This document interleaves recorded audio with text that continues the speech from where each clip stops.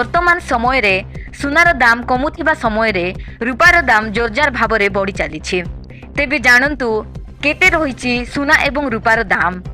ଗହଣା କିଣିବା ପୂର୍ବରୁ ନଜର ପକାନ୍ତୁ କେଉଁ ସହରରେ କେତେ ରହିଛି ସୁନାର ଦର।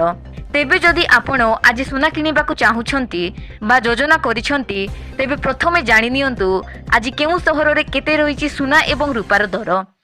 ଆଜି ଭାରତୀୟ ବଜାରରେ 24 କ୍ୟାରେଟ ସୁନାର ମୂଲ୍ୟ 1,28,890 ଟଙ୍କା ରହିଛି।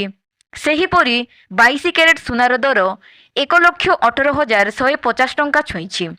ସେହିପରି ରାଜଧାନୀ ଭୁବନେଶ୍ୱରରେ 24 କ୍ୟାରେଟ ସୁନାର ମୂଲ୍ୟ 10 ଗ୍ରାମ ପିଛା 1,29,440 ଟଙ୍କା ରହିଥିଲା ବେଳେ 22 କ୍ୟାରେଟ ସୁନାର ମୂଲ୍ୟ 1,18,650 ଟଙ୍କାକୁ ପହଞ୍ଚିଛି।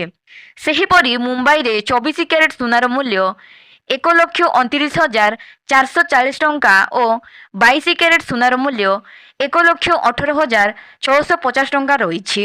ସେହିପରି ନୂଆଦିଲ୍ଲୀରେ 24 କ୍ୟାରେଟ ସୁନାର ମୂଲ୍ୟ 1,29,590 ଟଙ୍କା ରହିଥିଲା ବେଳେ 22 କ୍ୟାରେଟ ସୁନାର ମୂଲ୍ୟ 1,18,800 ଟଙ୍କା ରହିଛି।